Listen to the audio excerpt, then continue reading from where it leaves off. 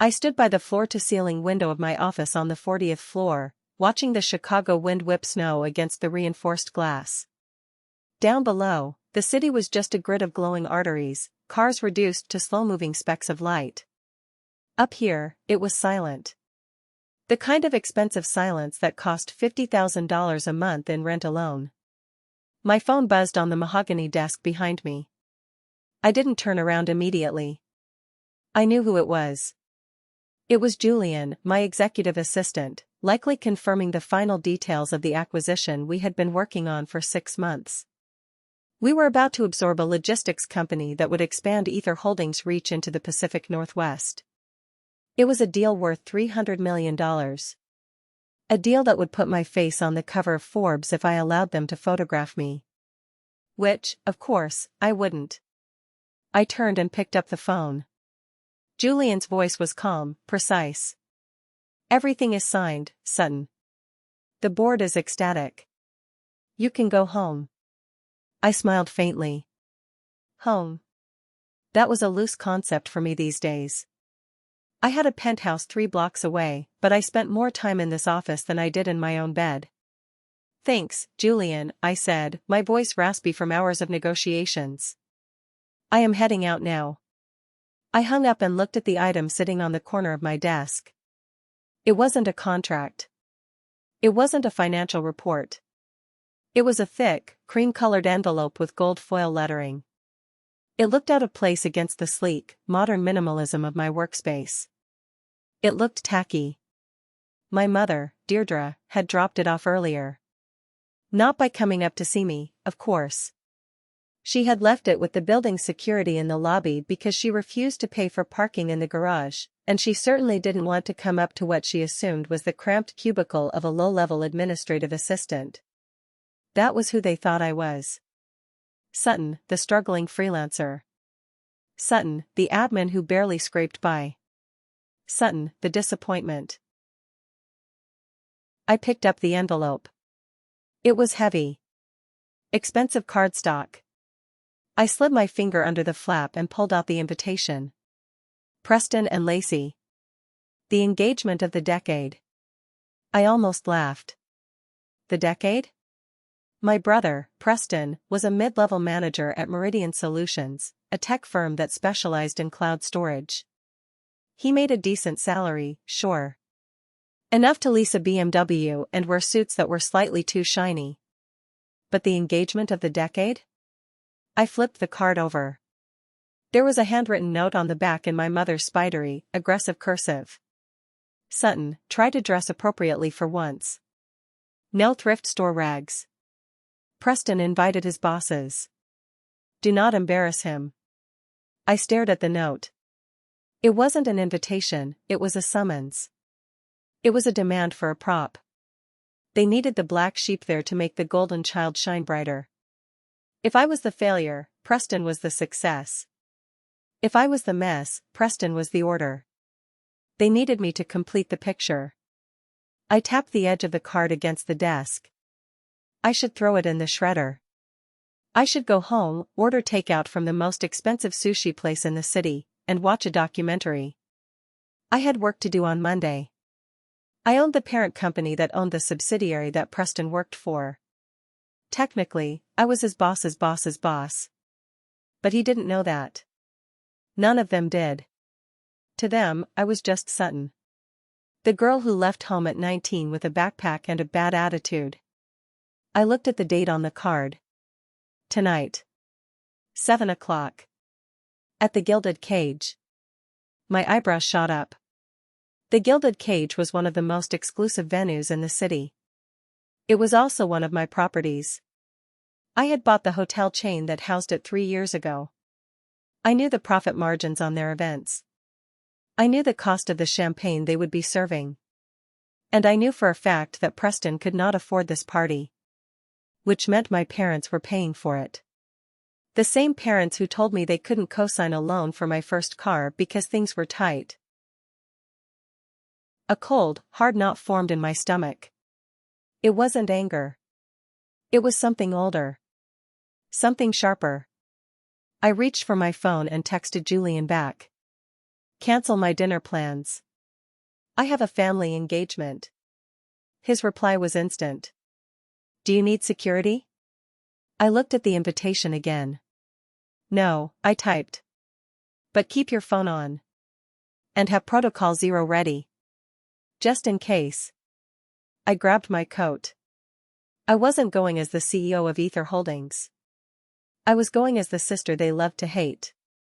And I was going to give them exactly what they expected, until I gave them something they never saw coming. The drive to my apartment was short, but the traffic gave me too much time to think. The rhythmic thump of the windshield wipers against the heavy snow was hypnotic, pulling me back to the day the divide between my brother and me became permanent. It was 10 years ago. I was 19. Preston was 22. I was sitting at the kitchen table in our childhood home, a modest two-story house in the suburbs that smelled perpetually of my mother's potpourri and my father's cigars. I had just been accepted into a prestigious business program. It wasn't an Ivy League, but it was top tier. I had worked 2 jobs all through high school to save up, but I was still short. I needed a cosigner for a student loan. Just a signature. I wasn't asking for money. I was asking for faith. My father, Conrad, sat across from me. He didn't look at me. He was looking at a brochure for a brand new Mustang GT. We can't do it, Sutton, he had said, his voice flat. It is too much risk. If you default, it falls on us. I will not default, I had argued, my hands shaking under the table. I have a job lined up. I have a plan. You always have plans, my mother, Deirdre, had chimed in from the sink. But plans don't pay bills. Preston has potential. Real potential. And then, they dropped the bomb. We are using the equity line to buy Preston a car, Conrad said, finally looking at me. He needs it for interviews. He needs to look the part. You can't show up to a corporate interview in a beat-up sedan. Image is everything. I felt the blood drain from my face. They were buying him a car worth $30,000 so he could drive to interviews for jobs he hadn't even landed yet. And they wouldn't sign a piece of paper for my education. We have to prioritize the child with the future, my mother had said. It wasn't meant to be cruel. In her mind, it was just a fact. Like stating the sky was blue. Preston was the investment. I was the expense. That night, I packed my bag. I didn't scream. I didn't cry. I just realized that if I stayed, I would suffocate. I would spend my life in the shadow of their golden boy, clapping for his mediocre achievements while my own ambitions were starved of oxygen. I left the next morning. I took a bus to the city. I worked 3 jobs. I slept in a studio apartment the size of a closet. I didn't go to that business school. I started my own business instead. A small consulting firm that grew. And grew. And then I started buying. Real estate. Tech startups. Logistics. I built an empire out of spite and instant noodles. And Preston? Preston got the car. He got the job. He climbed the ladder slowly, comfortably, always supported by the safety net our parents held under him. He never knew what it was like to wonder where rent was coming from. He never knew the hunger that sharpens your mind like a razor. I pulled my car, a sensible, 5-year-old Honda Accord, into my parking spot. I kept this car specifically for days like today. I had a Bentley in the secure garage downtown, but showing up in a Bentley would ruin the experiment. Tonight wasn't just a party. It was a test. For years, I had kept my success hidden from them. At first, it was because I was afraid they would say I just got lucky. Then, it was because I didn't want them asking for money. But now? Now it was because I wanted to see how they treated me when they thought I had nothing. I walked into my apartment, tossing my keys on the counter. The air was warm, smelling of cedar and expensive candles. I walked into my walk-in closet, a space larger than my first apartment. Rows of designer suits, gowns, and shoes lined the walls. I bypassed the red Prada dress that screamed power. I walked past the gold sequins that screamed money. I stopped at the back of the rack. There it was. A black slip dress. It was vintage Chanel from the 1996 collection. To a fashion historian, it was a masterpiece of minimalism and construction. It was silk, cut on the bias to drape perfectly over the body. It cost me $5,000 at an auction. But to the untrained eye? To people like Lacey and my mother who thought fashion meant big logos and shiny synthetic fabrics? It looked like a nightgown. It looked like something I picked up at a thrift store for $10. It was perfect. I slipped the dress on. The silk felt like cool water against my skin. It was simple. Stark. It required confidence to wear because it hid nothing, but it also flaunted nothing. It was the epitome of stealth wealth. I paired it with a pair of black heels that were scuffed just enough on the bottom to look worn, though they were custom-made Italian leather. I left my neck bare. No diamonds. No pearls. Just me. I looked in the mirror. I didn't look like a CEO. I looked like Sutton, the struggling sister. I looked like the girl who couldn't afford a blowout. I pulled my hair back into a severe, simple bun at the nape of my neck. My phone buzzed again. A text from my mother. We are seated. Do not be late. And please tell me you didn't wear that awful gray sweater. I didn't reply. I grabbed a small, worn-out leather clutch. Inside, I put my phone, my ID, and a single black credit card made of anodized titanium. The Centurion card. The limit on it was effectively non-existent.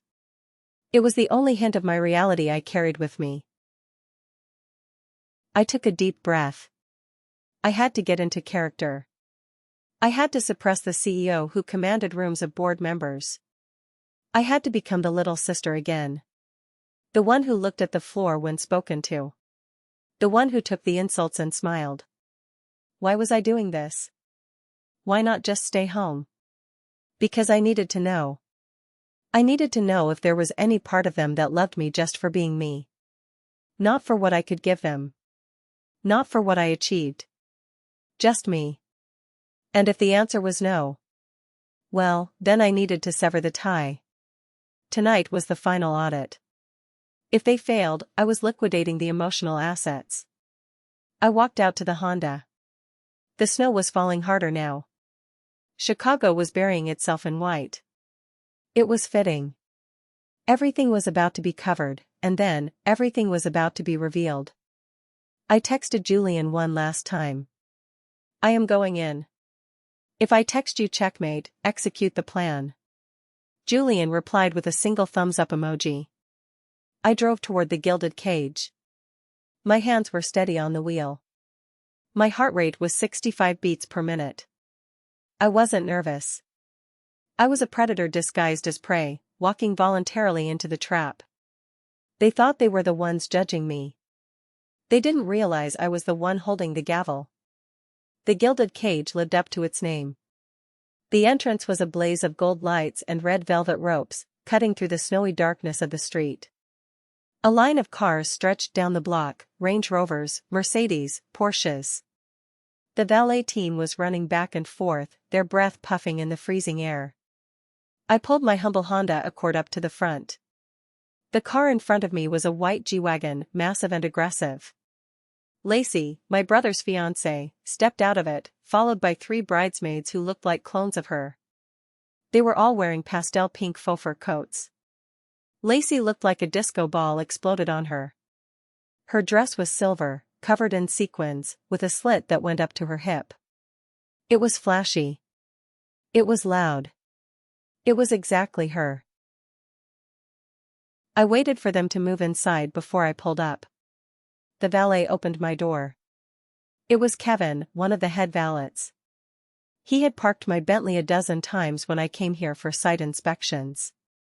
He froze when he saw me. He looked at the Honda, then back at me. His eyes widened. "Miss Sut," he started. I put a finger to my lips, a sharp, quick gesture. "Shoo." He blinked, then immediately composed himself. He was a professional. "Good evening, ma'am," he said, his voice neutral but respectful. "Checking in for the event?" "Yes," I said, stepping out into the slush. "The engagement party in the Crystal Ballroom." "I will take good care of the vehicle," he said. He handed me a ticket.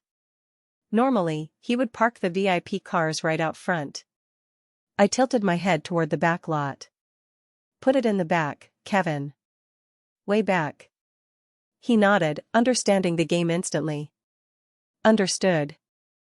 I walked through the revolving doors and the heat of the lobby hit me. It smelled of expensive lilies and floor wax. The gilded cage was one of my favorite acquisitions because the architecture was stunning: high-vaulted ceilings, marble floors, Art Deco chandeliers. It screamed old money. My family, unfortunately, brought the new money energy.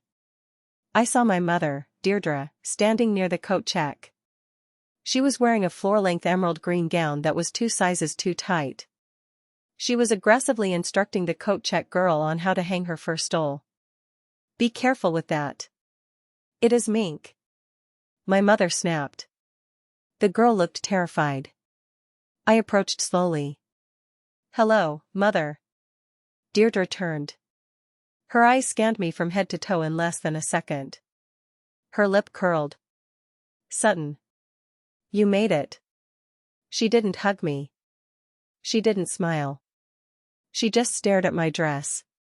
"Is that a slip?" she asked, her voice loud enough for the couple standing nearby to hear. "It is a dress, Mother," I said quietly. "It looks like something you wear to bed," she hissed, stepping closer. "I told you to dress up. This is a formal event. Preston invited the vice president of his division. And you show up looking like you just rolled out of a dumpster." I fought the urge to roll my eyes. The vice president of Preston's division was a man named Gary. I had fired Gary's predecessor 2 years ago for incompetence. Gary was a nervous man who sweat too much. I wasn't worried about impressing Gary. "It is vintage," I said simply. "Vintage means used, Sutton," she sighed, shaking her head. "Just try to stay out of the photos. We hired a professional photographer, and I don't want you ruining the aesthetic. Here." She shoved a heavy shopping bag into my arms. It was filled with party favors, cheap plastic boxes containing sugared almonds with Preston and Lacey's names printed on them. "Carry these to the ballroom. The planner forgot them in the car. At least make yourself useful since you clearly didn't bring a gift." I took the bag. It was heavy. "I did bring a gift," I said. She glanced at my small clutch. "What is it? A gift card to McDonald's?" She turned her back on me before I could answer and marched toward the ballroom. I stood there for a moment, gripping the handles of the cheap paper bag. I looked at the marble floor, seeing my reflection. Step 1 complete. I had been designated the help. I adjusted my grip on the bag and followed her. The ballroom doors were open, spilling music and laughter into the hallway. I was walking into the arena. The Crystal Ballroom was magnificent. I had approved the renovation budget for this room myself last year, authorizing the installation of the imported Austrian crystal chandeliers. They cast a warm, golden glow over the room.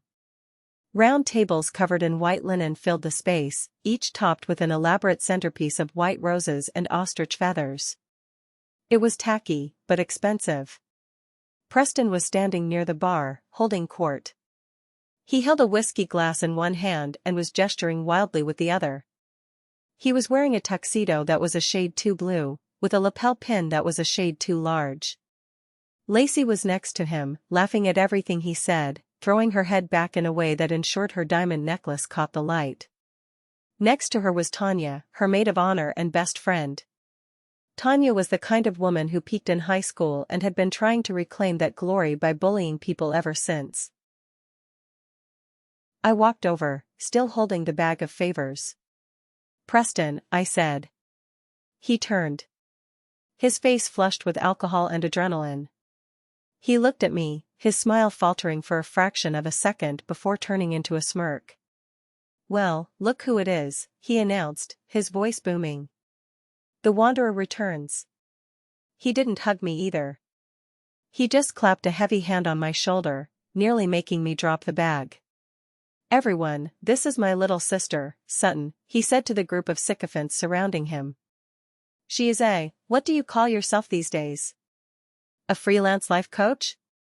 A spiritual consultant?" The group laughed. It was a polite, cruel laughter. "I am a consultant, Preston," I said, keeping my voice steady. "Congratulations on the engagement." Lacey stepped forward. She looked me up and down, her eyes landing on the black silk dress. Her nose wrinkled. "Oh my God, Sutton," she said, her voice dripping with fake concern. "Did you lose your luggage?"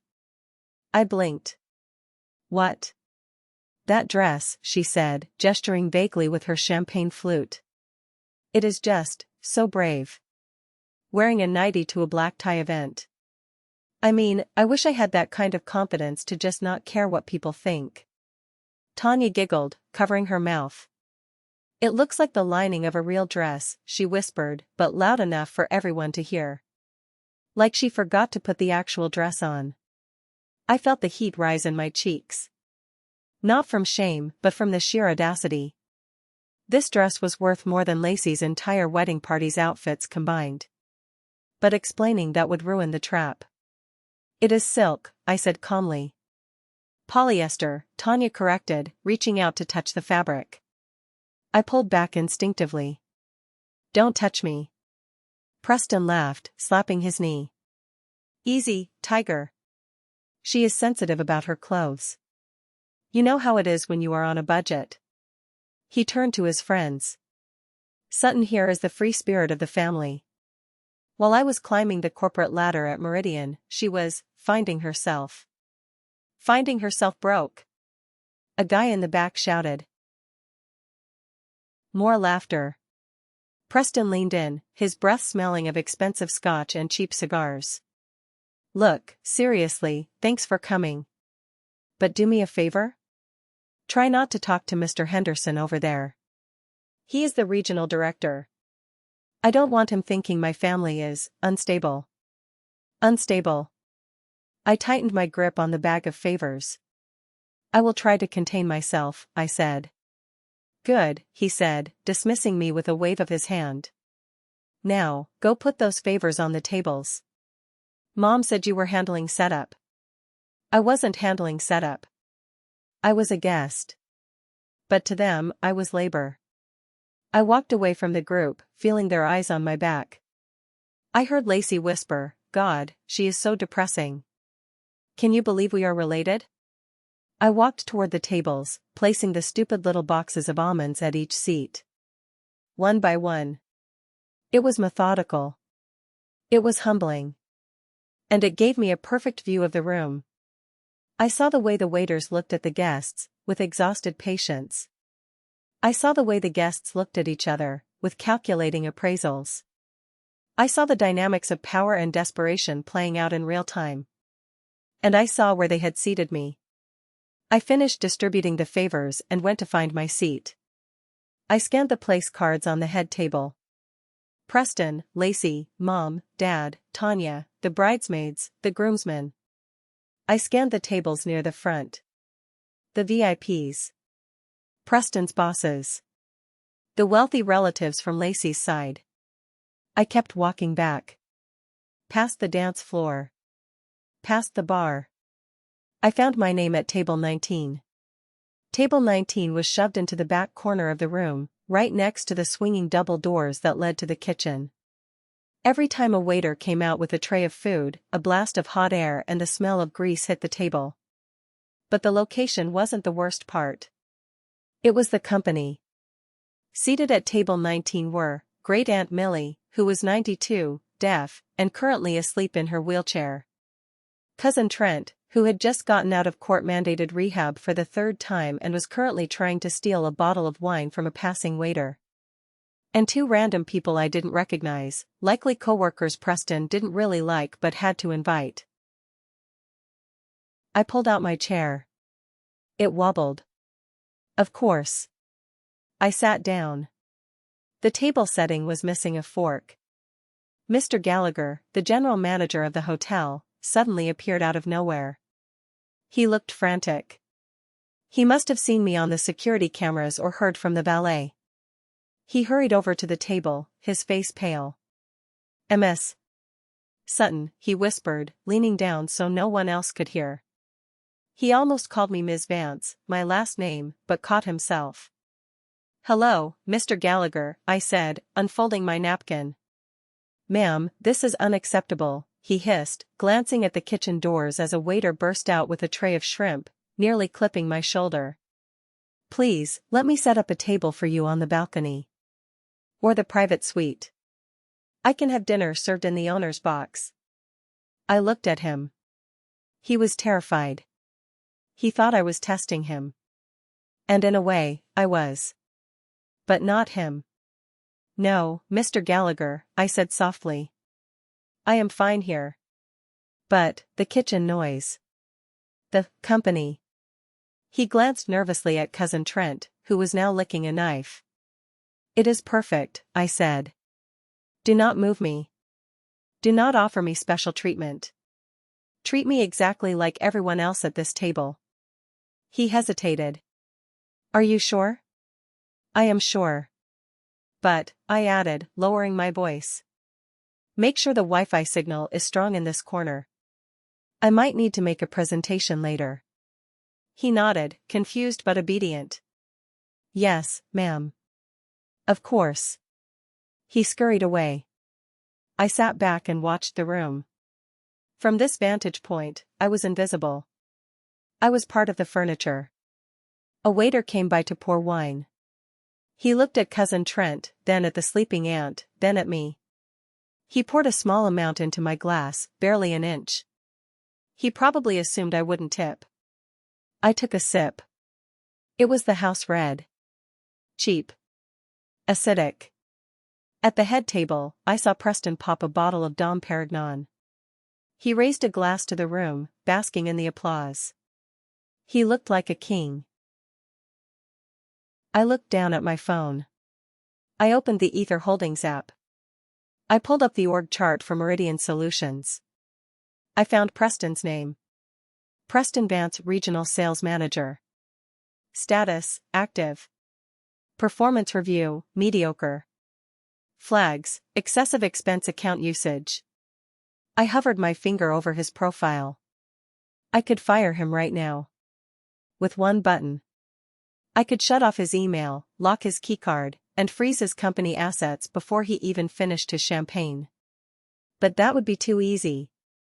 I wanted him to finish the champagne. I wanted him to feel high and mighty. The fall is always more devastating when you fall from a height. Lacey stood up and tapped a spoon against her glass. "Attention everyone," she squealed. "The appetizers are being served. And please, let's hear it for my amazing fiancé who made this all possible." The room erupted in cheers.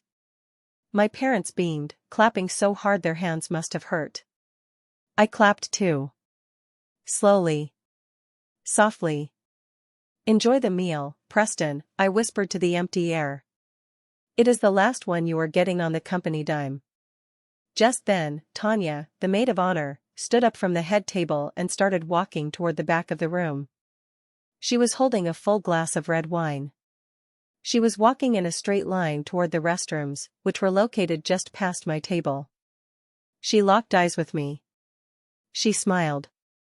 It wasn't a friendly smile. It was the smile of a shark that just spotted a seal. She swayed her hips, exaggerating her walk. As she passed table 19, she stumbled. It was a clumsy, fake stumble. But the result was precise. The entire glass of red wine launched out of her hand and splashed directly onto the chest of my vintage Chanel dress. The cold liquid soaked through the silk instantly, spreading like a bloodstain across the black fabric. "Oops!" Tanya shrieked, covering her mouth with her hand in mock horror. "Oh my God! I am so clumsy." The room went quiet. Everyone turned to look. I sat there, frozen. The wine dripped down my front, pooling in my lap. Tanya leaned down, her voice dropping to a whisper that only I could hear. "Don't worry, sweetie. It is probably an improvement. Now it has some color." Then she straightened up and shouted to the room. "I am so sorry. Does anyone have a napkin for Sutton? Her dress is, well, it is ruined." I looked at Preston. He was laughing. He was actually laughing. That was it. The last thread of hesitation snapped. I reached for a napkin and dabbed at the wine. My hands were steady. "It is okay, Tanya," I said, my voice projecting clearly across the silent room. "Accidents happen." I stood up. "But you might want to be more careful," I added. "Wine stains are hard to get out. But unemployment? That stain never really goes away." She blinked. "What?" I didn't answer. I sat back down. The game was on. I sat there for a moment, the red wine soaking through the silk, turning cold against my skin. The room was buzzing with whispers, but no one moved to help. The waiters looked down at their shoes. The guests at the nearby tables studiously avoided making eye contact, as if my bad luck was contagious. Then, I felt a hand on my shoulder. For a split second, I thought it might be my brother coming to defend me. Or maybe my mother coming to scold Tanya. I looked up. It was my father, Conrad. He wasn't looking at the wine stain with anger at Tanya. He was looking at it with disgust at me. His face was tight, his jaw clenched in that way that meant he was embarrassed. Not for me, but by me. "You are making a scene, Sutton," he hissed, his voice low and vibrating with irritation. I stared at him. "I am making a scene?" "Tanya just threw a glass of Merlot on me." "Keep your voice down," he snapped, glancing around to see if anyone was watching. "You are dripping on the floor. It looks trashy. Go to the restroom. Not the main ones, the guests are using those. Go find a staff bathroom or something and clean yourself up. You look like a disaster." He didn't ask if I was okay. He didn't offer his jacket. He just wanted the stain removed from his picture-perfect evening. I stood up slowly. The chair scraped against the floor, a harsh sound that cut through the low hum of conversation. "Understood, Father," I said quietly. I wouldn't want to ruin the aesthetic. I walked toward the kitchen doors. I could feel the eyes of the room on me. I heard a ripple of laughter from the head table as I pushed through the swinging doors into the bright, chaotic noise of the commercial kitchen. The kitchen staff froze. A chef dropped a ladle. They knew who I was. Mr. Gallagher had clearly briefed them. "Miss Sutton."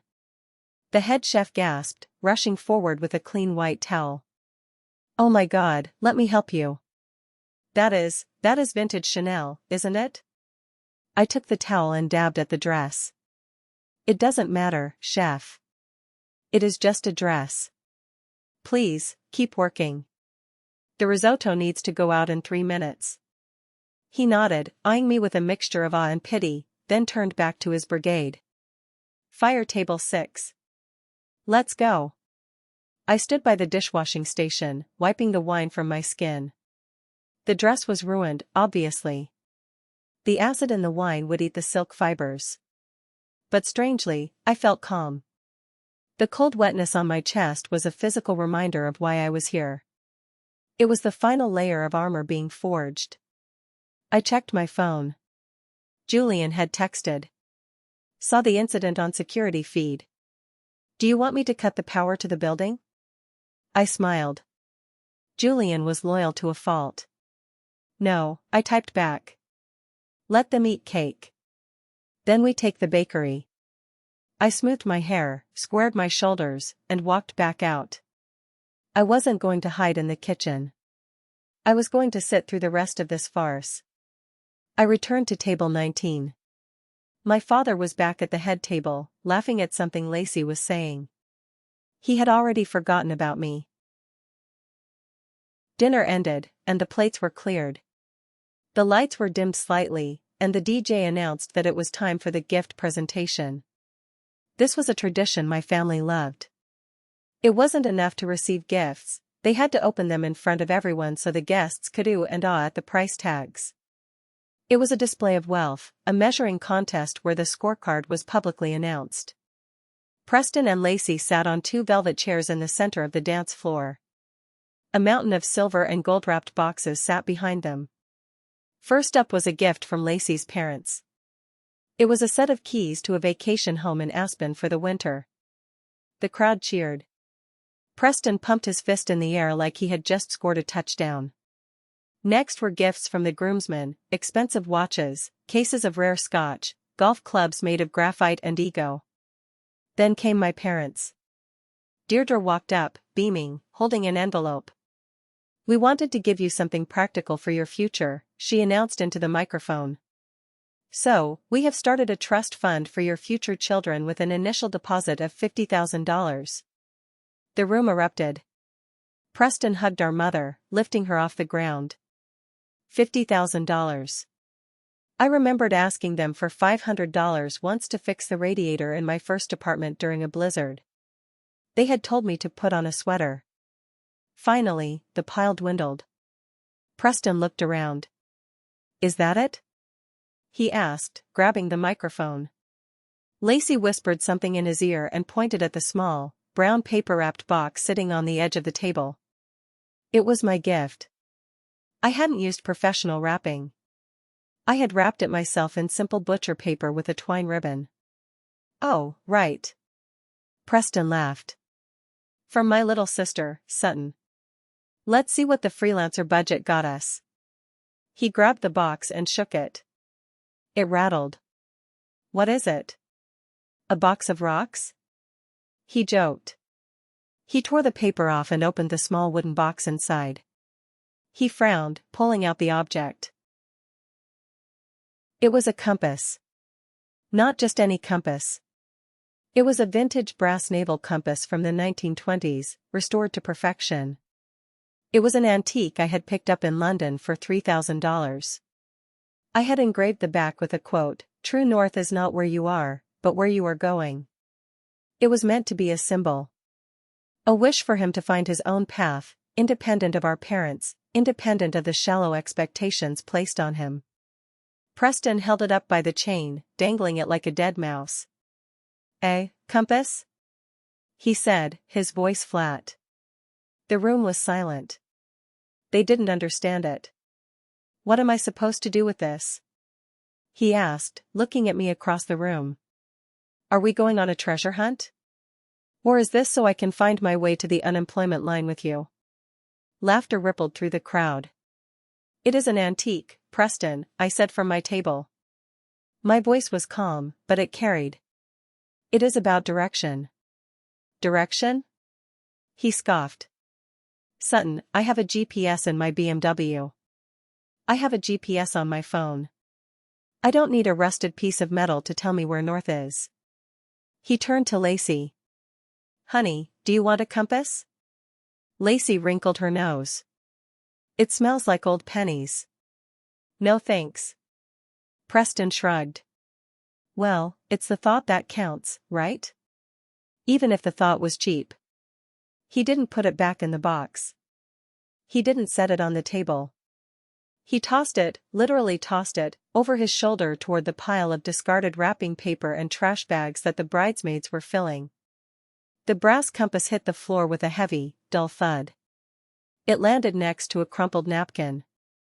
My heart didn't break. It hardened. That compass was the last piece of genuine affection I had for him. I had offered him a way out, a symbol of substance. He threw it in the trash. Tanya, standing near the trash pile, kicked the compass with the toe of her shoe, pushing it deeper into the garbage. "Oops," she mouthed at me, winking. I picked up my glass of water and took a sip. The water was warm. But my blood was ice. The speeches began. This was the moment Preston lived for. The spotlight. He stood at the podium, adjusting his tuxedo jacket. He waited for the applause to die down, soaking it in like a lizard soaking in the sun. "Thank you, everyone," he began, his voice smooth, practiced. "It is humbling to see so many people here to celebrate, well, me." Laughter. He paused for effect. "Seriously though, looking around this room, I see success. I see ambition. And that is what this family is about. We are builders. We are conquerors." He looked at our father. "Dad, you taught me that if you want something, you take it. You don't ask. You don't beg. You earn it." Conrad nodded, wiping a tear from his eye. "And that is why I have been able to achieve what I have at Meridian Solutions," Preston continued. "You know, it hasn't been an easy year. The market is tough. But when the going gets tough, the Vances get going." He leaned into the microphone, his voice dropping to a conspiratorial whisper. "I can't say too much because of NDAs, but let's just say that the Q3 numbers for the Midwest region? The ones that saved the division? That was me. That was my team. I pulled that company out of a nosedive when the upper management in Chicago was asleep at the wheel." I raised an eyebrow.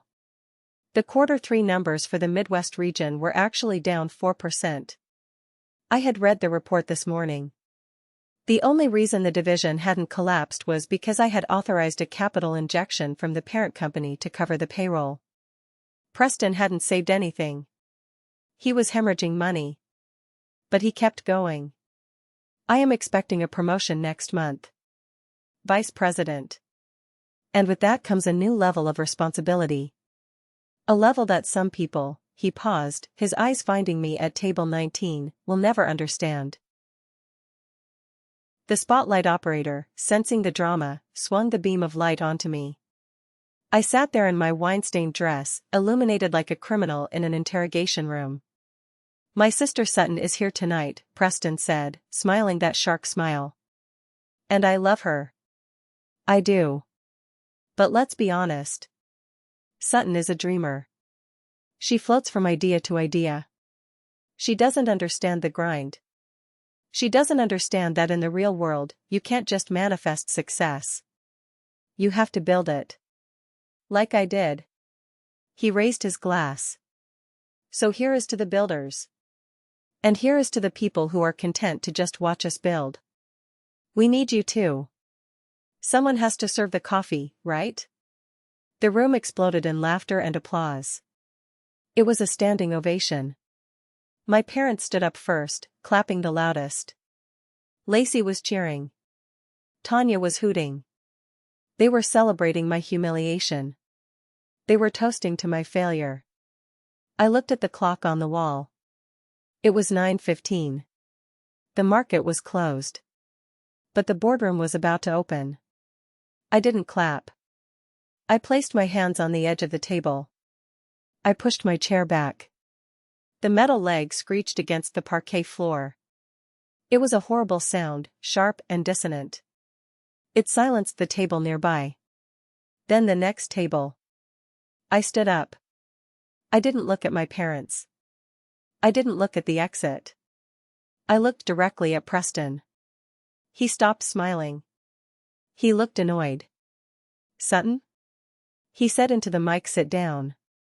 We aren't done." "Oh, I know," I said. My voice wasn't amplified, but in the sudden quiet of the room, it carried perfectly. "We are definitely not done." I started walking toward the stage. The walk from table 19 to the stage was perhaps 50 feet, but it felt like crossing a canyon. Every step I took echoed. My heels, the scuffed ones I had chosen so carefully, clicked a sharp, military rhythm on the dance floor. Click. Click. Click. Guests turned in their chairs to watch. They expected a meltdown. They expected the crazy, jealous sister to scream or cry or throw a cake. They had their phones out, recording, ready to put me on TikTok as the wedding ruiner. I didn't look at them. I kept my eyes locked on Preston. As I approached the stage, Lacey stepped forward, blocking my path. Sutton, stop, she hissed, her face contorted in a grimace. You are drunk. Go back to your seat before security drags you out. You are ruining my night. I stopped. I looked at her. Up close, I could see the heavy foundation caking in the lines of her forehead. Get out of my way, Lacey, I said. My voice was low, devoid of emotion. She blinked, taken aback by the coldness in my tone. Excuse me? This is my party. My fiancé paid for this. Actually, I said, sidestepping her smoothly, your fiancé hasn't paid for anything. His credit card was declined for the deposit 3 months ago. My parents paid for the venue. And the company credit card paid for the catering. I climbed the stairs to the stage. Preston backed up a step, clutching the microphone like a weapon. What are you doing? He demanded, his voice cracking slightly. Get off the stage, Sutton. You are embarrassing yourself. I reached out and took the microphone from his hand. He was so shocked he just let go. I turned to face the room. 300 people staring at the woman in the wine-stained slip dress. I didn't shout. I didn't scream. I spoke with the same voice I used to close deals with Fortune 500 CEOs. Preston, I said, looking at him. That was a moving speech. Truly. Especially the part about the Q3 earnings. Preston scoffed, trying to regain control. What would you know about earnings, Sutton? You probably don't even know what a fiscal quarter is. I smiled. It was a terrifying smile. I knew it was, because I had practiced it. Actually, I do. I know that the Midwest division of Meridian Solutions posted a net loss of 4% last quarter. I know that the client retention rate dropped by 12% under your management. And I know that the efficiency you bragged about was actually you cutting the customer support team by half, which resulted in a class action lawsuit threat that legal is currently dealing with. Preston's face went pale. How do you know that? That is internal data. That is confidential. He looked at the crowd. She is lying. She is making things up. She is crazy. I turned toward the back of the room, toward the projection booth. Mr. Gallagher, I said. Lights, please. The crystal chandeliers dimmed. The room plunged into semi-darkness.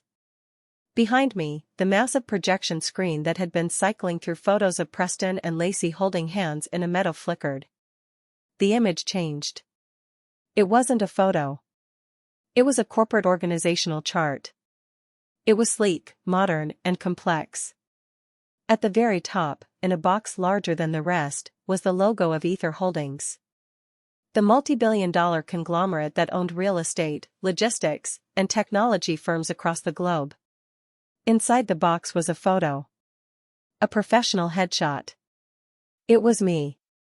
Not Sutton the freelancer. Sutton Vance, founder and CEO. My hair was styled perfectly. I was wearing a white Armani suit. I looked powerful. I looked untouchable. Beneath my photo were lines connecting to the subsidiaries. Meridian Solutions was one of them. And 5 levels down, 5 entire levels beneath my name, was a tiny box. Preston Vance, Regional Sales Manager. The room went silent. The kind of silence that is heavy, suffocating. You could hear the hum of the projector fan. Preston turned around. He looked at the screen. He looked at the photo. He looked at me. No, he whispered. No. This is Photoshop. This is a prank. I tapped the microphone. It is not a prank, Preston. Ether Holdings acquired Meridian Solutions 3 years ago. I bought the company you work for. I own the building we are standing in right now. I own the catering company that made the food you just ate. I took a step toward him. You said you work for upper management? You said you answer to the board? I pointed a thumb at my chest. I am the board. My mother, Deirdre, stood up at her table. Her hand was over her mouth. She looked like she was about to faint. Conrad was gripping the tablecloth so hard his knuckles were white. You own it? Deirdre stammered. But, you said you were a consultant. I am, I replied. I consult for my own companies. I just didn't feel the need to brag about it every Sunday dinner. I turned back to Preston. He was shaking. Visibly shaking. You have been mocking me for years, Preston. You and this entire family. You called me a failure. You called me a disappointment. While you were spending your bonus on a leased BMW, I was buying the dealership. While you were begging for a promotion, I was deciding the strategic direction of the entire industry. I walked over to the screen and pointed at his name. And tonight, you stood here and claimed credit for success you didn't earn. You lied to these people. You lied to our parents. And worst of all, you insulted the owner of the company in a public forum. I pulled my phone out of my clutch. I dialed a number and put it on speaker. I held the microphone up to the phone. The ringing sound echoed through the ballroom. BRRNG, BRRNG. A voice answered. Crisp. Professional. Yes, Ms. Vance? This is Sarah from Human Resources. Sarah, I said. Are you on the line? Yes, ma'am. I have the paperwork ready as you requested. Preston's eyes bulged. No. Sutton, don't. Please. The crowd was frozen. No one was recording anymore. They were witnessing a murder, a corporate execution live on stage. Preston reached for my arm. Sutton, listen. It was a joke. The speech, it was just a roast. You know how we are. We are family. I pulled my arm away. Family? I repeated. Family doesn't make their sister sit by the kitchen. Family doesn't let their fiancé call their sister trashy. Family doesn't throw a thoughtful gift in the garbage. I turned back to the phone.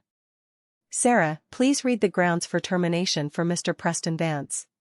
The voice on the speakerphone was calm and deadly. Certainly. Mr. Vance is being terminated for cause. The grounds are as follows: gross misconduct. Embezzlement of company funds for personal events, specifically the unauthorized charging of $40,000 for a private engagement party. Public disparagement of company leadership. And falsification of performance metrics. Embezzlement? Conrad shouted from the floor. He stood up, knocking his chair over. Preston. You told me the company paid for this as a bonus. Preston looked at our father, sweat pouring down his face. Dad, I can explain. I was going to pay it back. Once I got the VP raise. There is no VP raise, Preston, I said coldly. Because there is no Preston at Meridian anymore.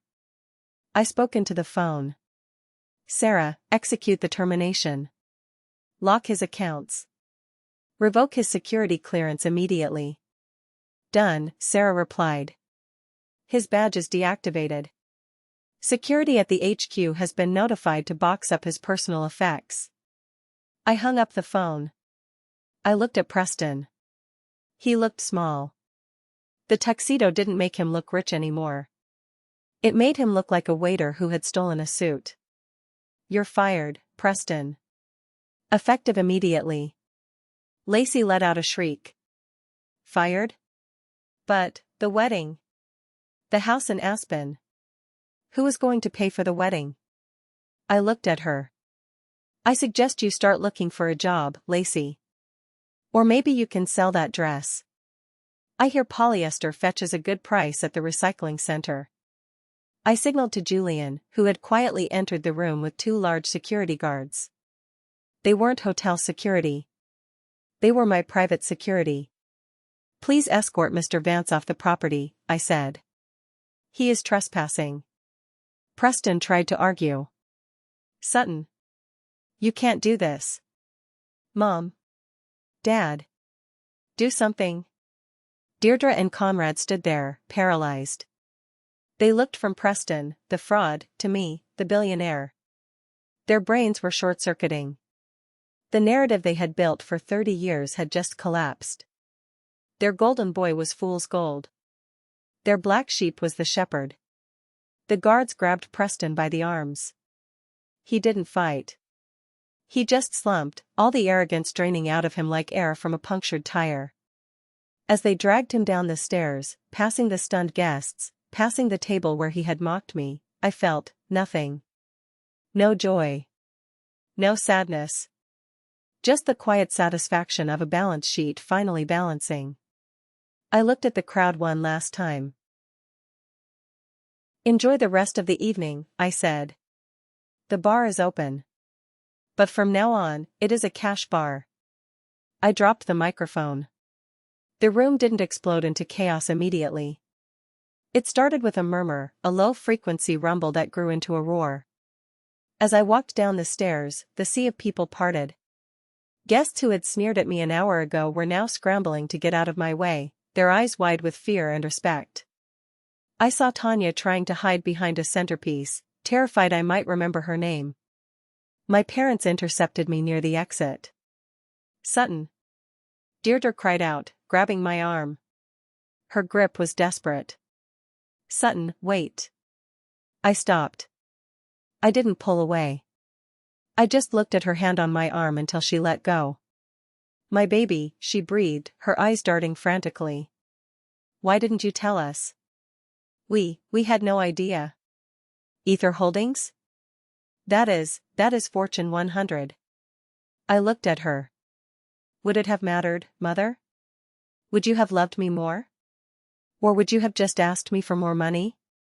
Conrad stepped forward, trying to summon some paternal authority, but his voice shook. "You can't just fire your brother, Sutton. He is family. You have to fix this. Give him his job back. We can discuss this at home." "Home?" I laughed. It was a dry, hollow sound. "I don't have a home with you people." "And as for Preston? He committed a crime. He stole $40,000 from my company. I could have had him arrested. Firing him was mercy. But, the wedding..." Deirdre sobbed. "Lacey will leave him." "Then she never loved him," I said simply. I looked at them both. The green dress. The tuxedo. The facade. "You spent your whole lives betting on the wrong horse," I said softly. "And now you have lost the farm. Don't call me. Don't come to my office. If you need money, ask Preston. I hear he has a lot of free time now." I turned and walked away. The lobby was cold, but the air felt fresh. Mr. Gallagher was waiting by the door with my coat, my actual coat, a cashmere trench I had left in the manager's office earlier. He helped me into it. "Your car is brought around to the front, Ms. Vance," he said, bowing slightly. "Thank you, Arthur," I said, using his first name. "And send the bill for tonight to my parents' address. Full price. No discounts." He smirked. "With pleasure, ma'am." I walked out into the snow. The Honda was there, engine running, warm and ready. As I got in, I saw a commotion near the side exit. Preston was sitting on the curb, his head in his hands. Lacey was standing over him, screaming, throwing her engagement ring at his chest. The bridesmaids were huddled together, shivering in their faux fur, scrolling on their phones, probably deleting their Instagram stories of the night. It was a tragedy. It was a comedy. It was done. I put the car in gear and pulled away. I drove past them. I didn't honk. I didn't wave. I just drove. My phone buzzed. A text from Julian. "It is done. Access revoked. Locks changed. Should I schedule a press release?" I typed back. "No. Let them wonder. Let the silence be the noise." I drove onto the highway, the city lights blurring into streaks of gold and red. I touched the spot on my chest where the wine stain was hidden under my coat. I would keep the dress. I wouldn't clean it. I would frame it. A reminder of the night I stopped being the daughter they tolerated and became the woman they feared. I was alone. The car was quiet. But for the first time in my life, the silence didn't feel like emptiness. It felt like freedom. My family is blowing up my phone, saying I took it too far by firing him publicly and ruining his engagement. They say family should protect family, no matter what. But I think he reaped what he sowed. Am I the jerk for destroying his life, or did I just serve the justice he ordered? Thank you so much for listening to my story. If you enjoyed watching the tables turn on these toxic people, please hit that subscribe button and turn on notifications. It really helps the channel grow and lets me bring you more stories like this. See you in the next video.